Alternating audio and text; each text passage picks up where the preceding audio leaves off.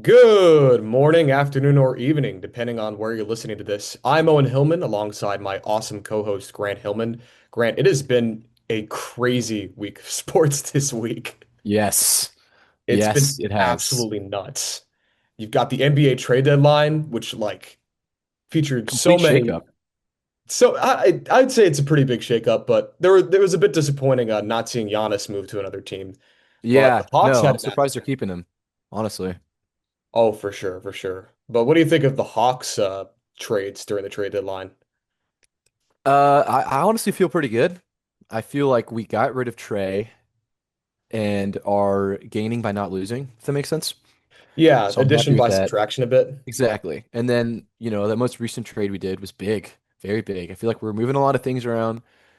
And the best part about it is I honestly am happy we didn't try and make a big move specifically for AD. I'm happy that we're kind of just keeping things how they are.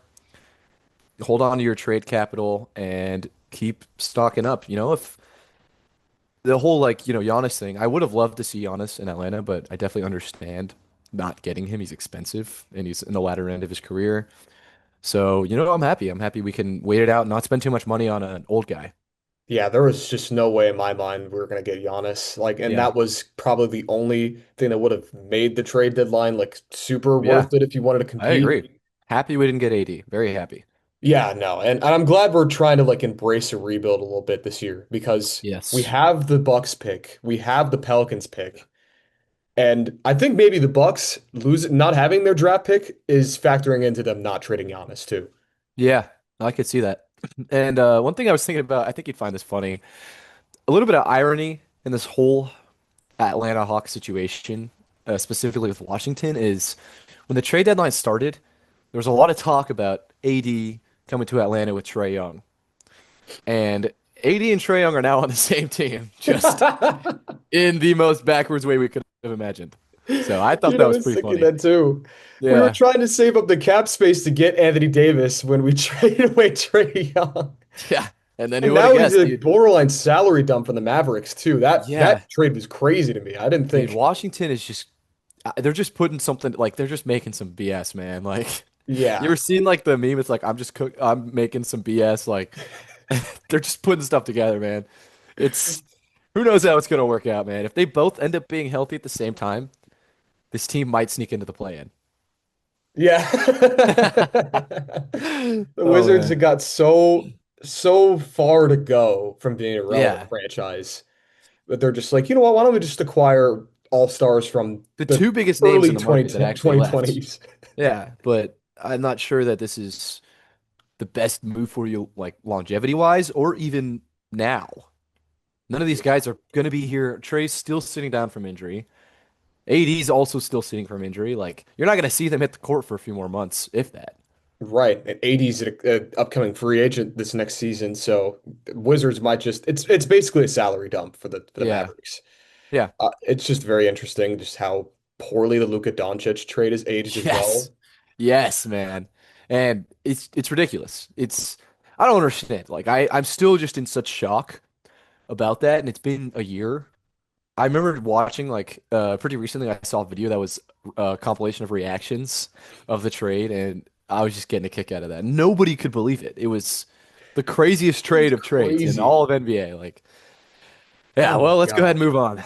Yeah, absolutely. I was gonna talk a little bit about the NHL, but I don't think we need to do that either. We talk too much about the NBA. But Yeah, we overall can this talk. week, we're But yeah. discussing football. This is the kind of show we host. We are Yeah. talking Falcons' entire coaching staff, the Raiders and Cardinals finally reaching their coaching hire, and somehow not doing super poorly. And of course, the big game this weekend. Let's get into the nitty-gritty, starting with the coaching staff. Falcons have completely, it feels like they've completely filled out their coaching staff right now. Yes. Head coach Kevin Stefanski, bringing in Tommy Rees to call plays on offense, and Tanner Engstrand from the New York Jets, the pass game coordinator. Alex Van Pelt is the QB coach as well. Was with New England in 2024. I guess he took like a year. He took a year in Cleveland and then joined Kevin Stefanski as well. Running back coach is Michael Petrie. He's been the case since 2022. Receiver coach is Robert Prince. He's coached a couple great players, and then offensive line coaches, legendary offensive line coach Bill Callahan. Is there Yes. anybody in this staff that stands out the most to you?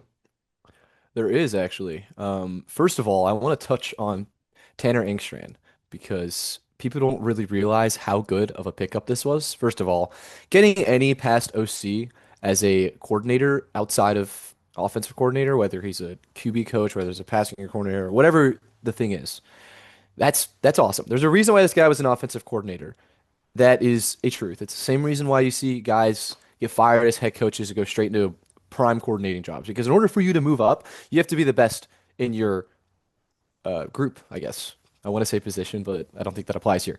But Tanner Engstrand, specifically in Detroit, there's a lot of coaches in Detroit who say that had a lot to do with the success that the Detroit Lions had in 2024. So that is saying something. The fact that we were able to get this guy as our passing game coordinator when he very well could have honestly been a coordinator somewhere else. I mean, come on, man. You're the offensive coordinator of the New York Jets. Who are you going to work with? You're going to work with Justin Fields? Like, It was you know? straight up chicken So, shit there. right. So having him as our passing games coordinator, man, people do not realize this is a huge hire. And I saw people hating on it because everyone's saying that the Atlanta Falcons are getting coordinators from and coaches from the worst teams, but you got to know something about football. Good coordinators and good head coaches don't get fired for no reason. Yeah. It's, and I know that might sound like a little contradictive in this sense, but what I mean to say is you don't see a good guy hit the market for no reason. Seattle's not going to just fire Mike McDonald for no reason. It's not going to happen, you know? It very rarely does. The only time when good coaches get fired is either for poor performance or sacrificial hires. Or I guess situation would be three. And I think two and three kind of go in hand together.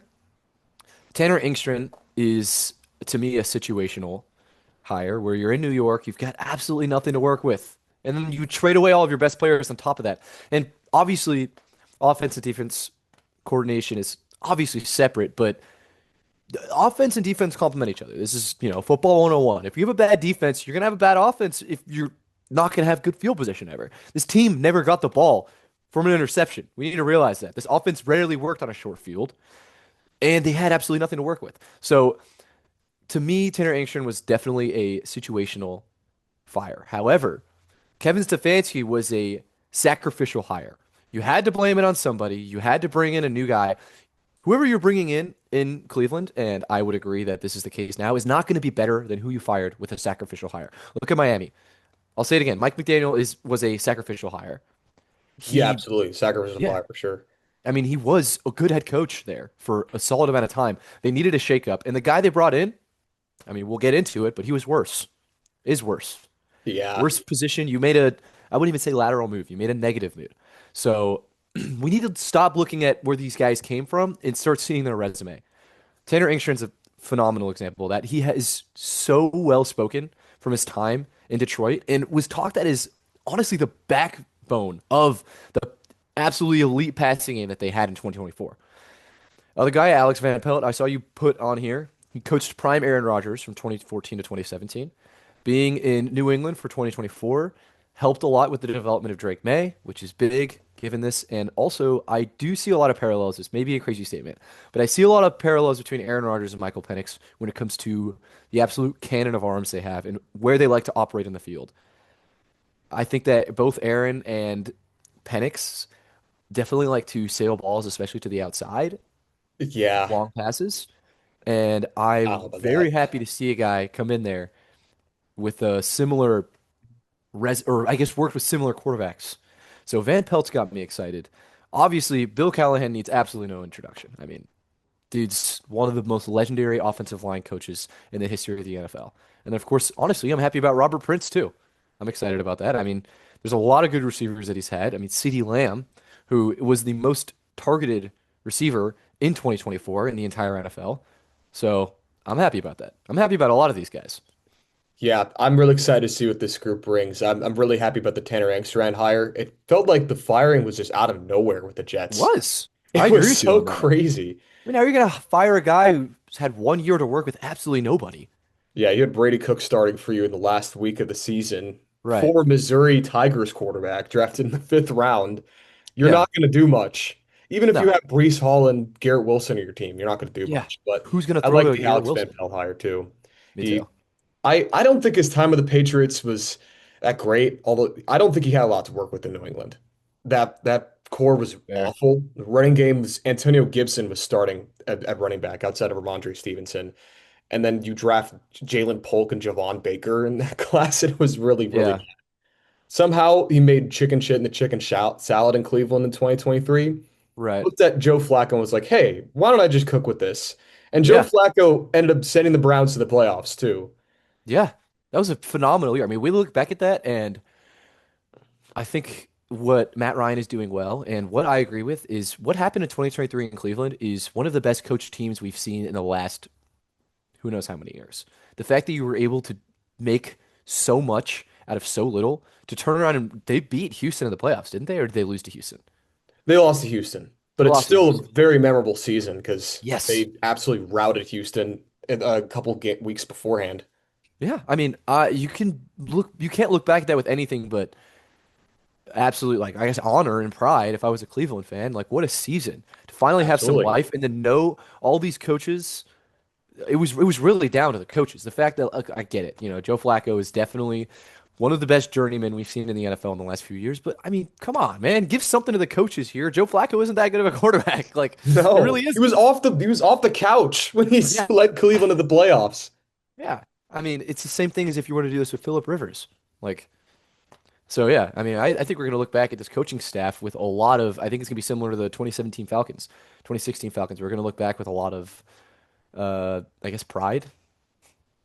We'll see about that with Tommy Reese. I'm a little bit concerned about how Tommy Reese is going to run this offense, but Fair. overall, though, and your point of Penix, I don't know if Penix needs to really pan out in order for Kevin Stefanski to even be a good coach or for this offense to really even be at its peak. Because I agree. when you look at Kevin Stefanski in with the Browns in 2020, that team relied on Nick Chubb and Kareem Hunt to get them to the playoffs. Like that offense was specifically tailored to those two running backs. And Baker Mayfield was at his best when he was not on too much.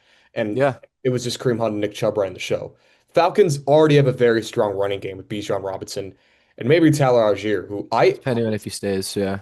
I'm curious to see. I think he might. I think he There's a might. chance. It's like Algier could be a lead running back somewhere else, but you see guys like Tony Pollard become a lead running back for the Right. Cowboys and even Tennessee, and they're not as good. I think Algier could succeed, but like, why leave that system?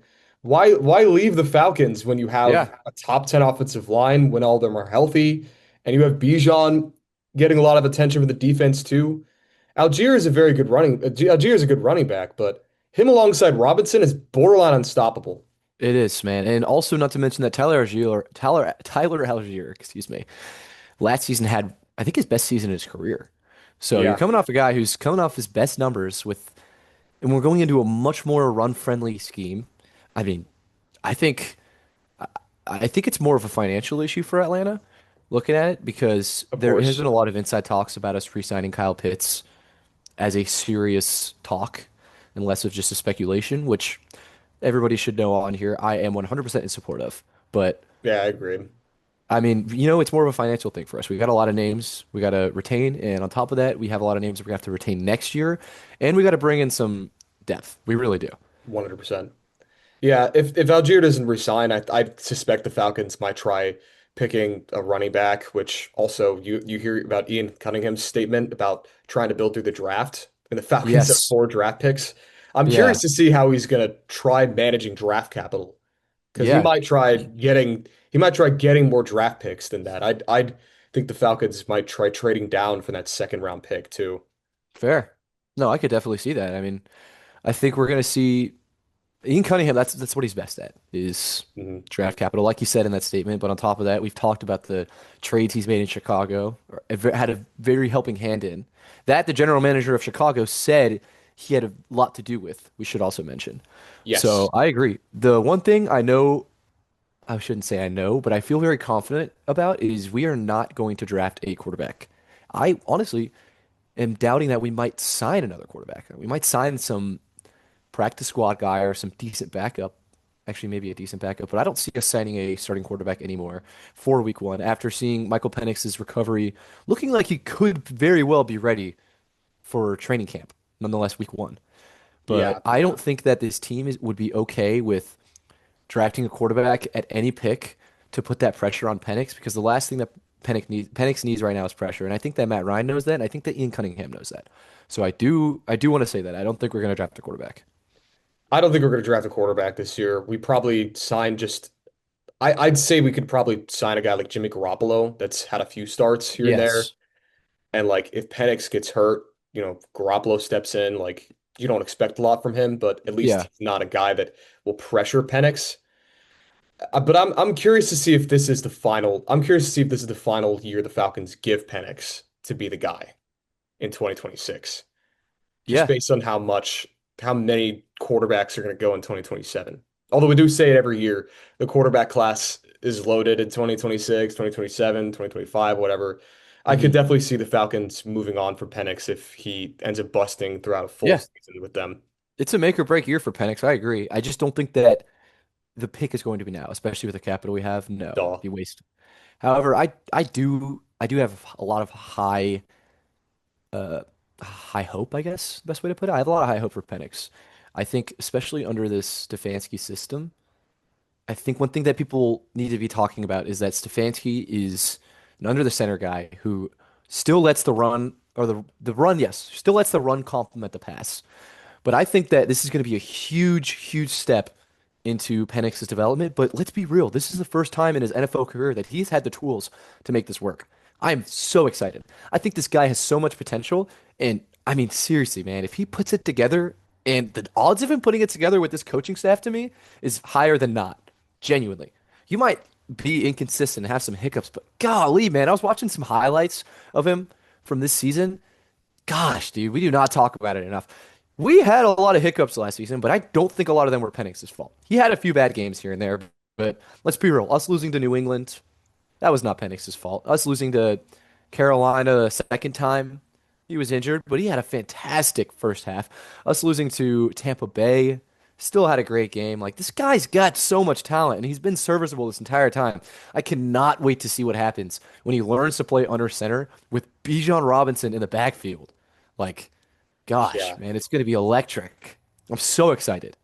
I'll say as long as Penix is not having to run the pistol like 101 times out of 100, Yeah, it is officially you a good can't run the success ball for the well in pistol. Falcons. You can't. It is the most brain dead move to not have him run the pistol at all. Like even once with Zach Robinson. Yeah, you mean under Oh, center? it's so predictable, but at least it's Yeah. something new for the Falcons. That's all I will It say. is. I'm It's so something excited, man. I really something feel like this different. guy's got the capabilities. Look, he doesn't need to be mobile, but he can definitely run a boot, PA boot. He's gonna be able to. If he couldn't run a PA boot, I'm sorry, he wouldn't have been drafted. Like, he's got some mobility, and we're definitely gonna see it. Do you remember that touchdown he scored against Carolina where he jumped across the plane? Or Yeah, was that in Tampa Bay no, that too. was Tampa Bay. It was Tampa Bay.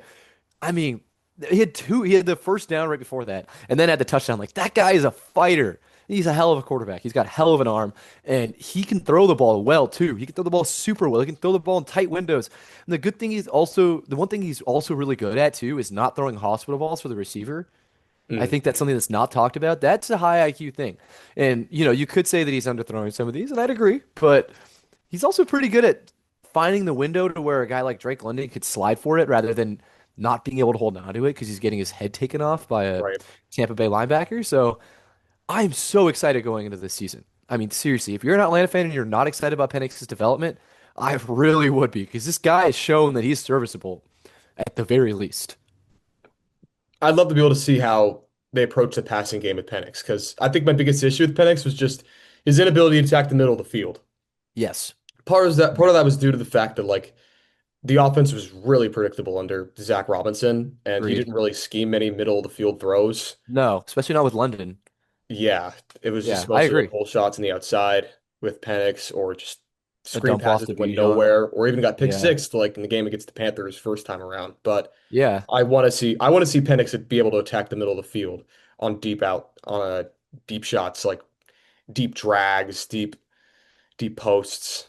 yeah. I really want to see that from him. I think But that play action is going to be big on that because in order to do that, you have to have the linebackers bite up a little bit. You have to have them flat-footed because they're biting up scared of Bijan. And when you're under center, that changes so much of the game because automatically these linebackers' eyes are on the quarterback's foot. They're on his feet. And right, the second that quarterback rolls back, the odds you have to play up there because if he hands the ball off to Bijan and your feet, if you're not up, you are getting burned. And that's huge. I mean, it's so like fundamental, but it's huge. And that's something that I don't think Zach Robinson ever got around to. Nope. Meanwhile, the defensive side, it's mostly the same staff, 2025. In fact, I think it's all the same Yeah, staff. it A really couple people from is. 2024 here as well. But all I gotta say is I'm glad that we retained defensive line coach Nate Ollie. I did Me hear too. that he was getting some DC interest from maybe San Fran, or I think Houston was looking to give him a call, maybe Indianapolis. But Ollie has been he's been so good at coaching this D line in 2025. Yes. I mean, look at Brandon Sorless is sore this season. I Yeah. mean, that Brandon guy was Dorlus was leading the team in awesome. sacks. I've heard a lot of cops to being with like Malik Jackson, the guy who played Jacksonville and Denver, Hmm. and Brandon Dorlus definitely achieved that kind of form. Dorlus was very shifty in the pass rush and probably Yeah. would have made a Pro Bowl appearance if he didn't injure himself in week Yeah, on the 17. second last game of the season. I agree with you. But not to mention you keep the continuity with Jalen Walker and James Pierce as well in that defensive line, Yeah. and that is I'm that is so excited. huge And for honestly, sure. this jump we've made specifically in D line and not just pass rush has made the Grady Jarrett loss seem a lot more palatable. Does that make sense? It doesn't I feel get like that. we're too thin on the defensive line, which I know we still could very well use an interior tackle, but I mean, I feel like we're not as spread thin as I thought we'd be going into the season after losing Grady Jarrett. Totally agree, especially when the edges can get so much pressure like Pierce, Walker, Right. and Dorless and Yeah, I Zach mean, I think Harrison Dorless too. is just, I think Dorless has just been cleaning up, really, if anything. And that's all Absolutely, we need. You got so much pressure on the edge. 100%. But this Falcons defensive staff remains the same. A lot of new faces on the offensive side of the front, but overall, it looks like a new era for the Falcons, and it also seems to be a new era for a couple other teams, such as the Yes. Raiders and Cardinals. The Raiders made one of the most coveted hires in the coaching cycle, hiring Clint Kubiak from the Seattle Seahawks to pair with Fernando Mendoza. How do you think this could be the best hire in the coaching cycle? I can definitely see it being that way. Well, first of all, the Raiders deserve a pat on the back for Kubiak falling like right into their hands. It's almost as though everybody's sneaky good hires has kind of come back to bite them in a way, where Kubiak fell exactly where the Raiders needed him to be. I think that the main thing is going to be drafting. This draft For is going to be sure. big, and how you treat the offseason. I think that's less on Kubiak and more on the general manager position. But that's what I got to say. I mean, this team is a little thin, but with how much cap space you have and the draft capital you have going into this draft, we really need to see a huge, huge beef up. And that means everywhere. First of all, go ahead and kiss Max Crosby goodbye. As in case you guys haven't seen, many, many insider reports are saying that not only is Crosby gone, but people are already talking about Crosby wanting to go to New England as his favorite team to go to next. So I Don't do still see that. him ending up in Chicago, but that's kind of aside from the point. I really think they just need to treat this offseason well. Bring in a lot of guys. Bring in some veteran guys too. I'll say if Max Crosby goes to Chicago, just like Khalil Mack did, I think that would Yeah, give Raiders fans a heart attack. that would. Just But I like mean, they at this would not point, want to deal it's with that another time in a row. But I do yeah. agree. I think they gotta trade Max Crosby You got to away. get your hand out of the pot at this point. Yeah, and the draft picks would become more valuable because the Raiders are rebuilding, and Crosby definitely doesn't fit the timeline. So No, you can get no, no, no. multiple first round picks this year and multiple first round picks next year. Yeah, I'd say this class is a little bit top heavy. So getting two first round picks is a bonus, although the depth is not that great in this class. yeah, But I think that John Spytek is going to have a big offseason in terms of building up this offense, especially in the wide receiver front. Meanwhile, the Arizona Cardinals are the last team to hire a head coach. Maybe a little bit unsurprising, but they end up going with Los Angeles Rams offensive coordinator Mike LaFleur. Grant, what are your initial reaction to this hire? pleasantly surprised for Arizona. I think this is definitely the best you could have done given the situation. So I'm happy. I mean, if I were an Arizona fan, I'd be happy. It's maybe not the best guy in the market, definitely not. But given the fact that you were genuinely the last team there and you could have ended up with a move like, well, we'll get into it more later, but Pittsburgh, Buffalo, or Miami, I'd be happy you're not at the bottom of the list right now. I don't know. I was liking this Mike LaFleur hire originally, but like after review, I'm not really sure about this one just because Mike LaFleur wasn't calling plays with the Rams. Obviously, it was McVay during 2024 Right. and 2025. And the time he was calling plays with the Jets in 2022 and 2023. Now, obviously, you can blame that on Zach Wilson Hmm. being the quarterback for your team, and you now have Kyler to work with too. Yeah. But I think I'm not sure. I think that the Jets really only were good in the running game, and they just weren't very good at passing the football with Mike LaFleur. It just wasn't that great of a scheme over there. But I will say this. The Mike LaFleur, I don't know how much he has to do with it, but I'm going to assume quite a bit. The 13 personnel that's being run in uh, Los Angeles could be very big to a team like Arizona, who has the best tight end in the league as of this season, and a yeah, young player had Marvin Harrison, and a guy like Kyler Murray, who's dangerous on the ground, on top of him being able to throw the ball efficiently. I think we could see. I think this team has a lot more weapons than people realize. So I could see him running something like that in Arizona, and I could see that working. That's what I have to say. I'm happy about LaFleur. But again, I don't 100% know how much he has to do with that. I will say that the Rams were so efficient in the red zone. I believe they were the number one most efficient team in the red zone this season. So to see that and to know that you got a guy with Trey McBride and Marvin Harrison Jr. to throw to, I could very well see this Arizona team being a little bit more dangerous than we might think.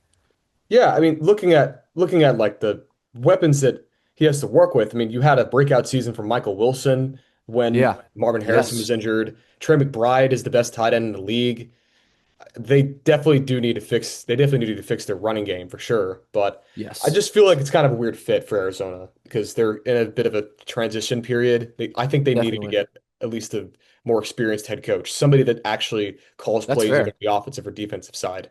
I was thinking they'd go with McDermott, but LaFleur was one of the best coaching candidates for a reason. He pioneered one of the best offenses we've seen this season. But Yeah. now that New all the scheme. head coaches are officially now the whole head coaching vacancies are officially full, let's get into our rankings.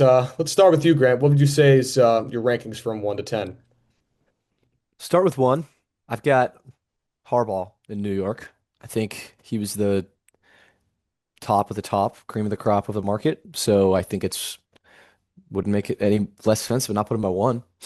So I got Harbaugh at one. For number two, I have Minter going into Baltimore. I put this at two because of how sneaky of a hire it was. I think that Baltimore did a lot given the situation they were in and definitely made the most out of this offseason with this head coach hire. Very happy about that. Fresh coaching staff. At three, I have Stefanski in Atlanta. Might be a little biased, but I mean, come on. Two times coach of the year. It seems as though he is the piece missing from how we want the Atlanta offense to be run. And everyone who complains, oh my God, oh, Zach Robinson, oh, Pistol, blah, blah, blah, and then is complaining about Stefanski as if he isn't running the offense you want him to run.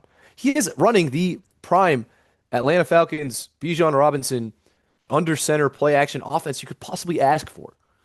For four, I've got Clint Kubiak in Vegas. Surprised that he was the second to last guy to get hired. Obviously, we know why, but awesome. I mean, I can't wait to see what happens out of Vegas. This might actually be the time they finally put things together. I've got Sala and Tennessee at five. Not really much to be said there with the pairing they have at OC. Exciting. I've got LaFleur at six in Arizona. He's not really quite enough for me to put them above Tennessee, considering the personnel that Tennessee has brought in. At seven, I've got Todd Monken at Cleveland. I think that Cleveland really saved their ass with this move. However, it's not even close to the best hire.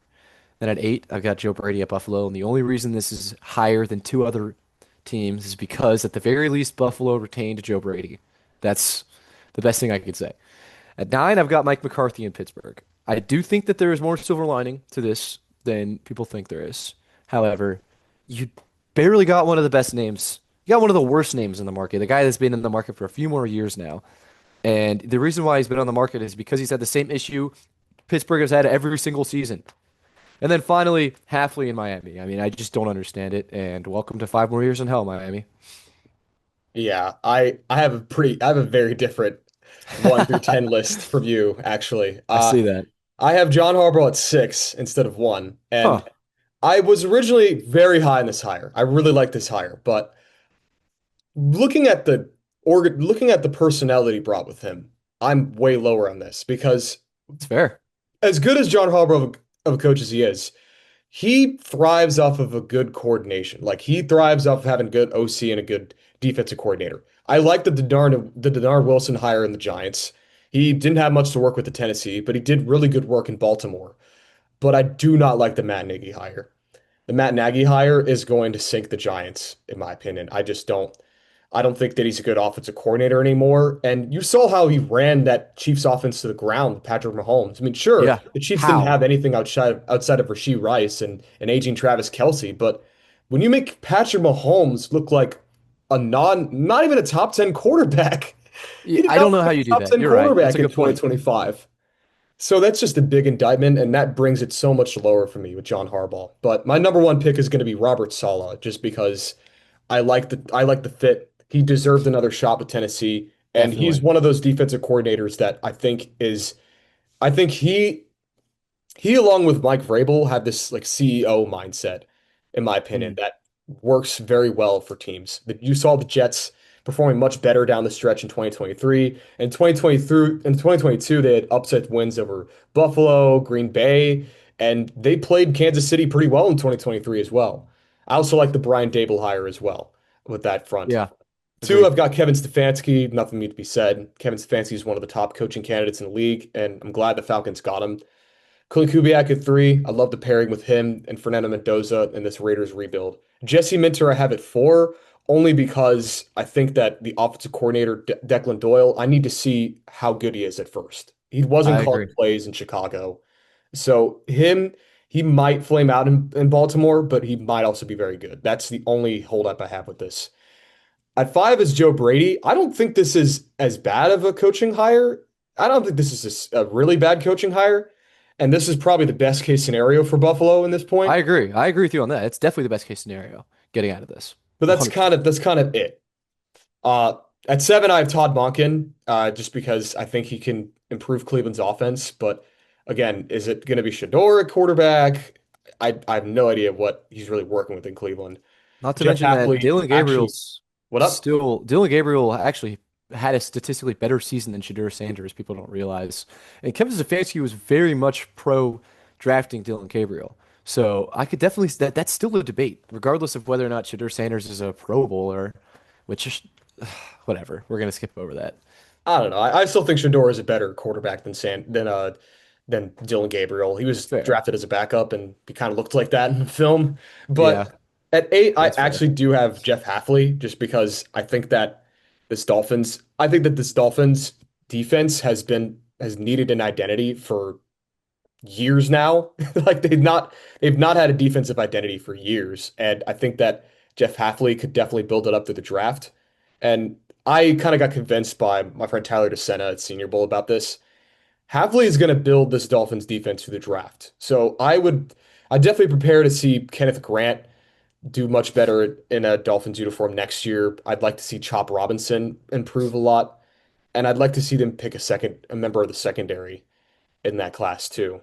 But number nine, I have Mike LaFleur, just because I don't understand really the fit with Arizona, and he wasn't calling plays with the Rams. And number 10, I have Mike McCarthy. He's not going to do bad at Pittsburgh, but again, just It's such not the so uninspiring. expectation. Yeah, I agree. So uninspiring for me. But now let's talk about actual good teams. The two teams in the Super Bowl, the Seattle Seahawks and New England Patriots. They play in the Super Bowl reminiscent of 2014. Patriots feel a little less like the evil empire Tom Brady, Bill Belichick led Patriots, but they're still formidable enough to be the best team in the AFC and enough for Mike Vrabel to potentially sacrifice his manhood. It's Dude, just so funny to me. did you see the interview where he was like, "I'll cut it in half, leave six for the wife." The guy was like, "Oh, centimeters?" Oh my gosh. I The could not Super Bowl stop media laughing. days are always a fever dream. Love it, man. There's so many of them. I think Mike McDonald had like four different questions about him passing the ball at the 1 yard line.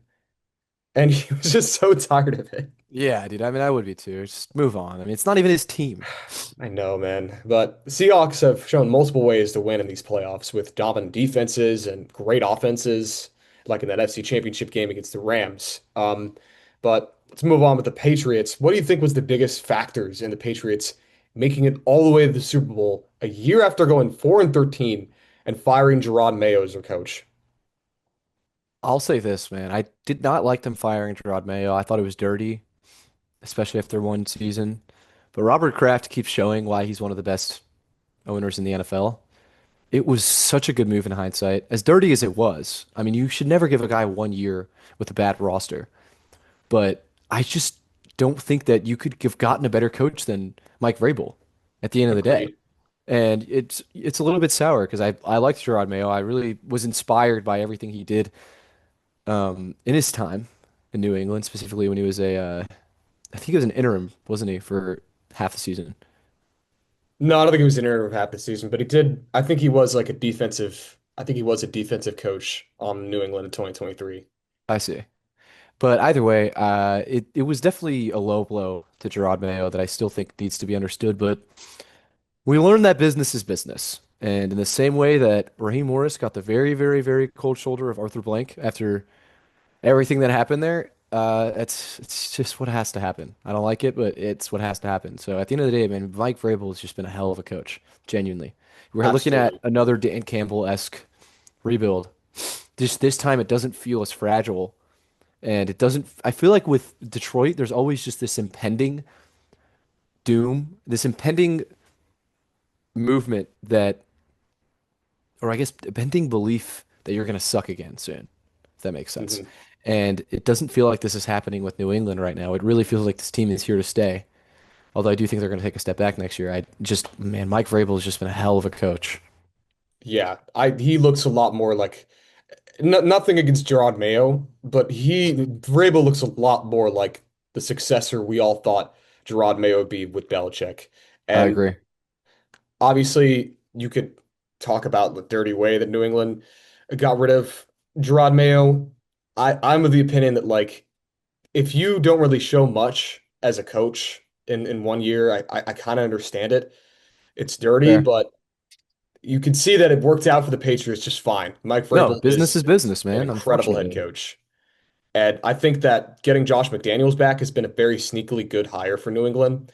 Offensive coordinator for Patriots for years. Somehow when he's with the Patriots, they're always good. I don't know how in the world he keeps doing it with the Pats, but you saw it first year of Mac Jones in 2021. The Patriots Yeah. had a very solid offense, although they didn't really do much with Mac Jones outside of just letting the running game do the talking and letting him throw like a couple short passes. But Drake May is a superpowered Mac Jones. He's so Yeah, much that's a better good way than to put Mac it. Jones. So He's the Tom Brady of Mac Jones. yeah, seriously. So you get that. You have Josh McDaniels with Drake May, a guy who is probably the best quarterback prospect we've seen the last 5 years outside of maybe Caleb Williams and Yeah, Trevor Lawrence. And you get like a really exciting offense for New England. I think that was the biggest factor in my opinion. Just Drake May developing into the player that he is. 100%. So efficient. But moving on to the game, what do you think are the keys to victory for the Patriots in this one? Pass rush, I'd say. It's been the thing that's really been powering them through this playoff.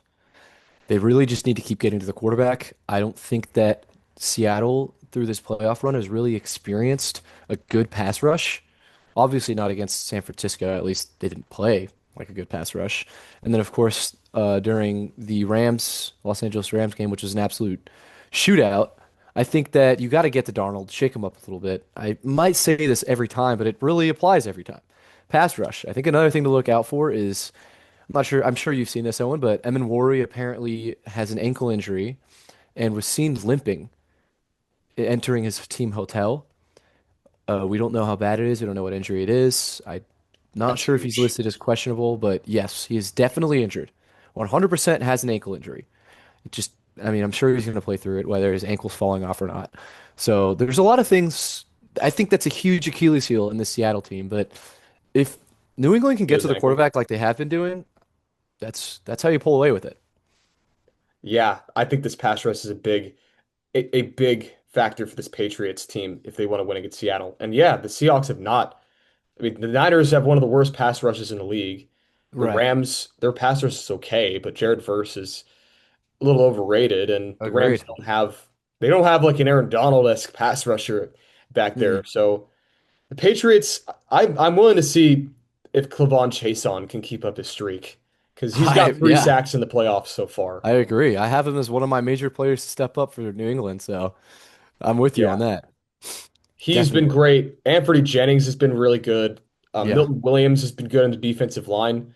I think the Patriots do win this. Do if they do win this game, it'll be through the pass rush. agreed. But well, expanding on your point, what do you think of the major players that have to step up for this game for the Pats? Specifically for the Patriots, I mean, Drake May is one of them. Let's be honest. We have not seen enough out of playoff Drake May. We No. haven't. Besides that good throw to Hunter Henry in the, I want to say it's a Houston game, we have not seen enough out of The throw Drake to May. Booty too is great at the Houston Yeah, game. oh, that's what I'm talking about. The throw to booty. Sorry. Apologies. Yes. Besides that, we have not seen enough out of Drake May. And also, I do want to see more of Hunter Henry. I think he's a good player who has actually gotten some utilization in the playoffs, but I think he needs to step up. Yeah, I think that Hunter Henry could be a big factor in this Patriots game because the Seahawks, their one weakness is that they're not as good at covering tight ends. Yes. They're very good on the perimeter and covering the receivers. I think that if you were to put Devin Witherspoon, Nick Manwari in the nickel and I forgot the other name, Tweak Woolen against like Diggs, Booty, and Pop Douglas, I think Seattle wins that matchup. But then you Yeah. have the linebackers going up against Hunter Henry, who is a very important part of this New England passing attack, Yes. Definitely. and he could be a big factor in this team.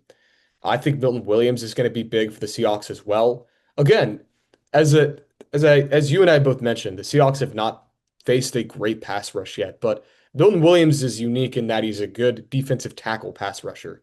Hmm. And I think that's gonna really give Gray's able fits on the offensive side. I think if Gray's able to line up against Milton Williams, I'd really look forward to that for the Patriots because Williams can definitely get the better of Zabel, in my opinion. But Yeah. now on to the Seahawks side. What do you think of the keys to victory for the Seahawks? Rashid Shaheed, to me, I think the yards that you're getting out of Rashid Shaheed on kickoffs have obviously been so important in the NFL, but we've seen him step up already a lot this season, even the playoffs. I don't want to overblow it and give him like a Devin Hester-esque game, but I think it's going to be important. I think he's going to be a guy to watch out for. He needs to step up. I think Sam Darnold, who has done a really good job, just in general, this entire season, at being reliable. Everyone was saying he couldn't step up in the big game. He not only has he stepped up in the big game, but he's exceeded. He's flourished. That game against the Rams, the reason why Los Angeles couldn't beat Seattle was because nobody could stop Sam Darnold. And that's when it matters. You can't take that point of view anymore. He's done it when it matters. Every game's mattered, and he got the one seed. So to me, I think Sam Darnold. I think we need to look at Kenneth Walker, who's been such an underrated running back this season. He is honestly a little bit reminds me a little bit of Bijan Robinson, where he can really make a guy miss an open field, but he's got this size to him and this physicality that is honestly unmatched on the football field, especially against this New England team. So I want to watch out for Kenneth Walker, who's been one of my favorite players to watch this season. Agreed. Kenneth Walker is going to be a real pest to deal with.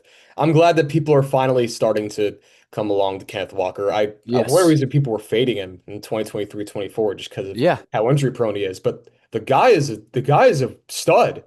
When he's healthy, he's a top 10 running back in the league, top five even. But Yeah. Walker is I great. agree. 100%. He's a guy, mark on your fantasy, your fantasy draft.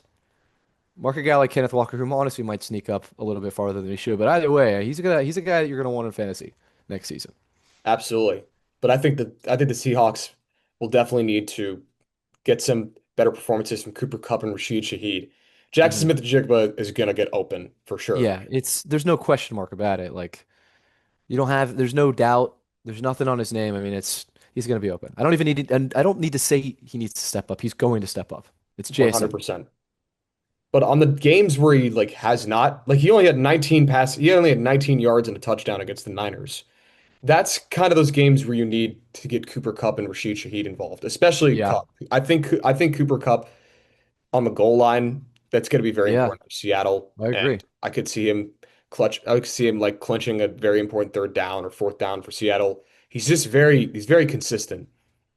He's not a very good athlete right now in terms of like with the ball in his hands, Explosivity. but Yeah.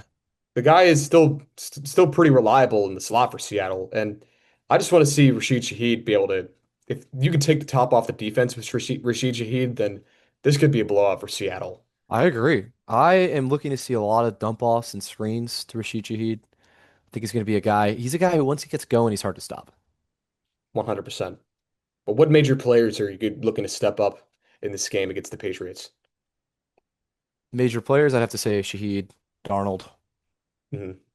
Yes, and for my two player props that I'm taking for this game, I'm taking Hunter Henry in anytime touchdown and Rashid Shaheed with over on a 14 and a half longest reception. I think Rashid Shaheed's going to get a little dump off, screen pass, pick up 20 yards at some point in the game. Hunter Henry's going to be a guy to watch out on the goal line. Bro, how is Rashid Shaheed only at a 14.5 for longest reception? I don't know. I could very well see. I mean, if he gets a one or two screen passes and just breaks out on one of them, that's 25 yards, if not a touchdown. He's a really fast, really fast receiver. Do you not think he's going to get the ball? I don't know. I really don't know, man. I really don't know. All of his routes are none of his routes are like of the short variety. They're all deep routes. They're either They're deep either routes deep or dump posts or offs. goes.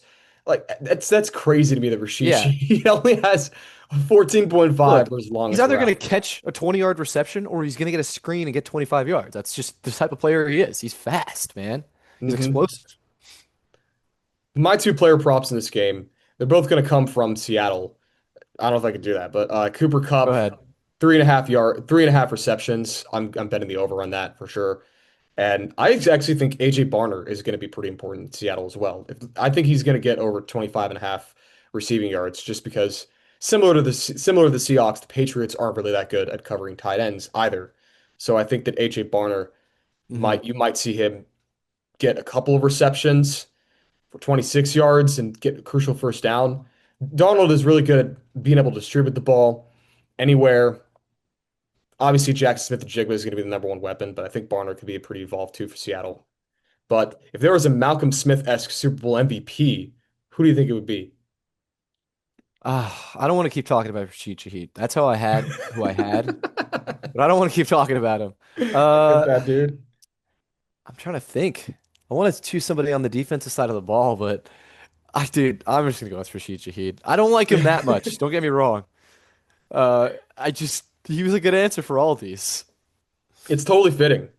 It's totally fitting for Rashid Shaheed to be that guy because he's good. And if he gets a kickoff return touchdown and he gets a receiving touchdown, and Yeah, Sam Darnold only has like 250 yards right. passing or whatever, and only gets like one or two touchdowns and interception, I can easily see them giving it to Rashid Shaheed. And he's the That was guy going to be who my pick as isn't the well. most, he isn't the biggest weapon on that Seattle team. Although it makes kind of seems like he is based off the fact that I'm having him for all these answers. But you know what I mean? He's not.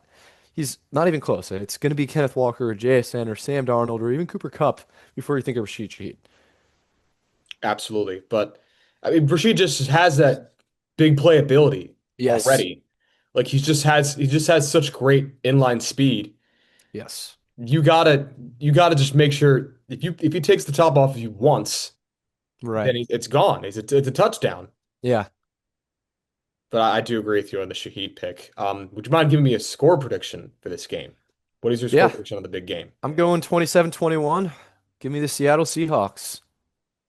Yeah, I was gonna say around that same position for me. I'm gonna go 24 to 21 Seattle. Not mean to split hairs here, but I think Seattle does end up winning this one, but off of like a field goal by Jason Myers. There you go. And I think my MVP for this one, I'm gonna go with Sam Darnold as well. I know you Yeah. didn't mention him, but I think I've Sam got Sam Darnold. Darnold there. Yeah. It's kind of just an MVP. It's kind of just a quarterback award It for is. MVP. Unless both quarterbacks play outright atrocious, Yeah. it's gonna be a quarterback And not MVP. to mention that Darnold is like his ceiling in these games. I mean, he could totally throw for like 350 yards, man. He's just been like that this season. He really has. And in the big games too. So I hate to be like that, but he really has been the most important and most valuable player on the field for these games. That Rams game, like I said, he was the X factor. He was the reason why the Rams couldn't win that game. They could not stop Sam Darnold. So, yeah, I will say watch out for JSN as well. If JSN has a agreed. big day, watch out for him getting like Agreed. 172 yards and a touchdown Yeah, it depends on his yak, especially too. for sure. I don't have this on the document, but I think since we both have Seattle as our pick, I'd like to make a little fun experiment. So if Seattle wins the Super Bowl, they will be hosting the first game of the season, similar to every other team before them. Their home matchups are, let me pull this out right over here. They play Arizona at home. They play the Rams at home. They play the Niners at home. I believe they play Chicago at home as well. Let me just check it out. I want to say they play against Kansas City, the Chargers. Yep. They play against the Cowboys, the Giants, and the Patriots. All of those are their home games. So, Oh, those are all home games. They played New England again at home. yes. So, who do Well, you think is going to play Seattle in the first week of the season if they end up I've winning? got either the Rams or the Patriots. Either of those would be electric. That would be sick. I think Rams would be such a shoe-in. I just don't know like if we're I was hearing that the Rams are playing the Niners in Melbourne. And I'm also hearing that due to the fact that Melbourne is 19 hours away from the West Coast, they might try playing that game in the first week of the season. Oh, yeah, yeah, yeah, you're right. So I'm a little curious about seeing if the Bears end up playing I Seattle. was thinking about that too. Chicago could very well be another one they could play week one. That'd be The awesome. high-flying Bears with their hot new coach and like Caleb Williams in the fold against Yeah, that defense too. I could definitely see that being the matchup that they go towards. Uh, 100%. but on the Man, New that'd be England awesome. side, let's just do this for both teams. On the New England side, obviously they play Buffalo, Miami, and New York. But then they play Denver, the Raiders, the Packers, the Vikings, and the Steelers at home. Much less exciting there. Who do you think would be that pick? I think the Broncos. The Denver Yeah, Broncos. Yeah, that'd be awesome too. I'd say Denver for sure as well. But I'd watch out for Buffalo too, especially with new head Oh, coach true. Joe Brady and Josh Allen Not to too. mention, we don't know. Do we know if Nix is going to be back by week one? I think he'll be back by week one. Okay. He broke his ankle, which is a rough injury, but he can definitely recover in that by the preseason. Yeah. So That's the case, then Denver or I think it's gonna Buffalo be would be Denver. my pick for sure. But heading towards the end of the show, what is your winner and loser of this week in sports? My winner's got to be Fernando Mendoza, who just coming off a national championship now gets to hear that he's getting the one of the most coveted head coaches on the market with Clint Kubiak in Las Vegas, which if he doesn't go to Las Vegas, then I would be so surprised. So yeah, I mean Fernando Mendoza is a winner there. I say the losers, it's got to be the Washington Wizards. You could make an argument that the winner this week would actually be the Washington Wizards health staff because they are definitely going to be paid well, and they might need to hire some more guys because they're going to be busy taking care of Trae Young and Anthony Davis with their biweekly injury. Oh So my yeah, gosh. Yeah, the Wizards. I think Wizards might be just like losers of the year candidate yeah, for sure. But I do like the Fernando Mendoza pick. My winner this week is going to be the Los Angeles Kings because of their acquisition of Artemi Panarin for yes, a pretty good sum for them. They only gave up Liam Greentree and a third round pick. I did not expect them to only have to give up that much for Artemi Panarin.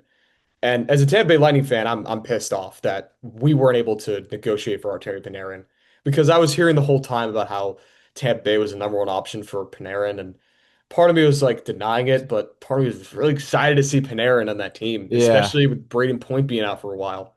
But he now joins the Kings, and the Kings, that Pacific Division is winnable. I'm not saying that yeah. they're a Stanley Cup contender right now, but But you don't know. I mean, they could get hot at the right time. That's how hockey works, 100%. man. Like, it's all just when you get hot. Yeah, and they just needed to do something for Anze Kopitar's final season there. Yes, agreed. But Unk, my loser is have one going to more year. be the Miami Heat because they didn't make any trades during the trade deadline at all. No, and And they were actually favored to get Giannis at one point. yeah, Yeah, right. I have a lot of Heat fans in Tallahassee. a lot of them, including the director of WVFS. Shout out to Will McBroom, but all of them are super, super depressed over the fact that the Heat just did nothing, Yeah. absolutely nothing. You could have given up Wiggins for draft capital. You could have Yeah. done something. But now we're going to see the Miami Heat be a contender for the play-in tournament, which will be very exciting to see. Oh my Go ahead God. and put the banner up. I can't wait for the weekly. I can't wait for the yearly Hawks versus Heat matchup in the play-in. Yeah, Hawks To Heat decide Bulls. who makes the eighth round of the playoffs. It gets mollywopped by the Pistons this year. Crazy that Exactly. Just they're go ahead and throw the banner doing up. very good too. They didn't make any moves either outside of getting rid of I believe it's Jalen Duran. Hmm. Uh Small shooting guard for the Pistons got traded to the Bulls and just a bit of subtraction for them too. But that is it for our show. Thank you guys so much for tuning into another episode of the Gritz Blitz podcast.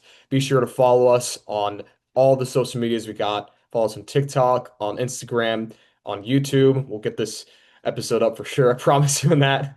And be sure to follow all of our socials. Follow me on at Owen Strikes Out on Twitter or X now, and follow me on Tackles and Checks. My I cover football and hockey over there. Be sure to follow my brother on Instagram. And thank you guys for tuning into our show. Rise Yeah, up. rise up.